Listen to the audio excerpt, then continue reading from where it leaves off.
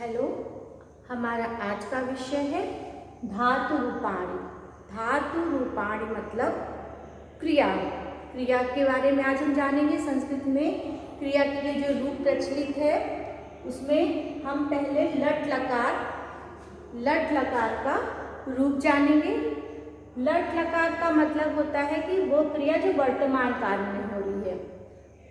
वर्तमान काल या प्रेजेंट टेंस में होने वाली क्रिया का जो रूप चलता है वो उसको लट लकार कहते हैं, यानी कि लट लकार यानी कि वर्तमान काल। ठीक है, इस बात को ध्यान रखना। जब हम हिंदी से संस्कृत बनाएंगे तो हमें अगर वर्तमान काल की क्रिया का प्रयोग करना है तो हम लट लकार के रूप के अनुसार क्रिया चलाएंगे। अब हम यहाँ पर देखते हैं, इस कॉलम में पुरुष दिया है। पुरुष में तीन, प्रथम पुरुष, मध्यम पुरुष और उत्तम पुरुष। ठीक है, तो प्रथम पुरुष, मध्यम पुरुष, उत्तम पुरुष मतलब कि जब हम स्वयं के लिए क्रिया का प्रयोग करेंगे तो वहाँ पर हम उत्तम पुरुष का प्रयोग करेंगे। यानी कि अपने लिए मैं पढ़ता हूँ अहम पठामि, है ना। मैं अपने लिए जब प्रयोग करेंगे तो पठामि, पठावा और पठामा का प्रयोग करेंगे। अपने लिए उत्तम पुरुष।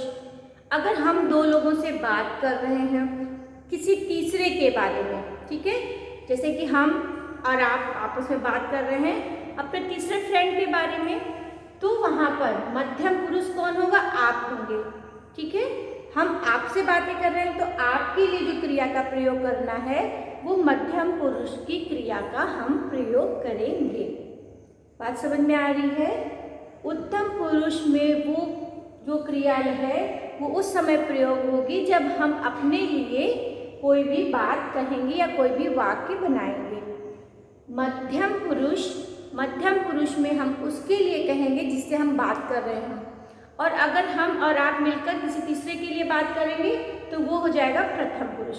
मतलब वो व्यक्ति जिसके बारे में बात हो रही है वो प्रथम पुरुष हो जाएगा। ठीक है, तो अगर हम उस तीसरे के बारे में बात कर रहे हैं तो यहाँ पर प्रथम पुरुष की क्रिया का हम प्रयोग करेंगे। ठीक है, पुरुष यहाँ पे तीन जो दिए इसका मतलब समझ में आ गया। यहाँ पर प्रथम पुरुष, मध्यम पुरुष और उत्तम पुरुष। प्रथम पुरुष वाली जो क्रिया है उसका प्रयोग करेंगे किसी तीसरे व्यक्ति के लिए जिसके बारे में बात हो रही है। मध्यम पुरुष उस व्यक्ति के बारे में है जिससे हम बात कर रहे हैं, और उत्तम पुरुष स्वयं के बारे में होगी। अब हम वचन देखते हैं। यहाँ पर क्रिया तीन वचन में दी हुई है, एक वचन, द्विवचन और बहुवचन। यानी कि जब किसी एक व्यक्ति के बारे में चर्चा हो रही है, बात हो रही है, तो वहाँ पर हम एक वचन की क्रिया का प्रयोग करेंगे। जब द्विवचन की बात हो रही है तो हम द्विवचन की क्रिया का प्रयोग करेंगे, और जब हम बहुवचन की बात करेंगे तो यानी दो से ज़्यादा, यहाँ पे दो लोगों की बात होगी तो द्विवचन, और जब दो से ज़्यादा लोगों की यानी बहुत सारे लोगों की बात होगी तो बहुवचन की क्रिया का प्रयोग करेंगे। हिंदी में हम देखते हैं सिर्फ दो तरह की क्रिया होती है, एक वचन और बहुवचन, लेकिन संस्कृत में द्विवचन भी होता है। यानी कि हिंदी में सिर्फ एक वचन और बहुवचन की क्रिया चलती है। जैसे लड़का खेलता है या लड़के खेलते हैं, तो हिंदी में अगर दो लड़के भी हैं तो उसके लिए क्रिया क्या होगी? खेलते हैं। दो लड़के भी हैं तो क्रिया खेलते ही हैं लगेगा। लेकिन हिंदी में अगर वह पढ़ता है तो सह, है ना, स पठति। वे दोनों पढ़ते हैं तो पठता, और वे सब पढ़ते हैं तो ते पठन्ति। यानी कि संस्कृत में तीन वचन होंगे, एक वचन, द्विवचन और बहुवचन। जैसे होंगे वचन उसी के अनुसार हम क्रिया का प्रयोग करेंगे। तो यहाँ पर जो प्रथम पुरुष है, प्रथम पुरुष किसके लिए प्रयोग है? सह, तौ और ते के लिए, यानी कि वह, वे दोनों और वे सब।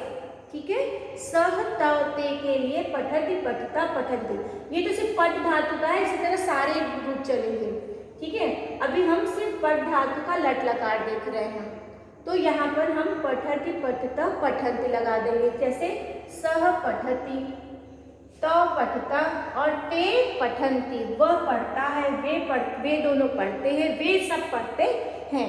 इस तरह से यहाँ पे अब प्रथम पुरुष हो गया किस तरह से, स त और ते से। ठीक है, अब हम बात करते हैं मध्यम पुरुष की। मध्यम पुरुष में तुम है ना, जैसे हम और तुम बात करें, तुम्हारे लिए बात हो रही थी, तो यहाँ पे मध्यम पुरुष किसके लिए, तुम, त्वम, यूयाम और यूयम। ठीक, त्वम, यूयाम और यूयम मतलब तुम दोनों और तुम सब। क्लियर? जैसे हमें वाक्य बनाना है कि तुम पढ़ते हो, त्वम पठसि।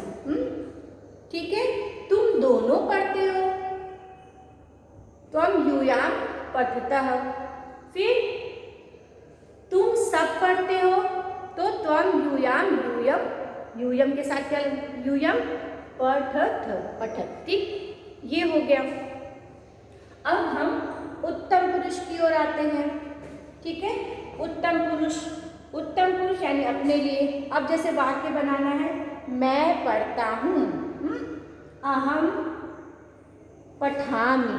वाक्य समझ में आ गया ना, मैं पढ़ता हूँ, मैं के लिए लगेगा अहम, पढ़ता हूँ क्रिया है, पठामि। ठीक, अब पठावह और पठामह किसके साथ लगेगा, द्विवचन। तो हमारे लिए दो वचन कैसे होगा, हम दोनों और हम सब। हम दोनों और हम सब। जब हम इस तरह से वाक्य बनाएंगे तो ये क्रिया का प्रयोग होगा। अहम पठामि, हम दोनों, अहम आवाम पठावः, अहम आवम और वयम पठामः।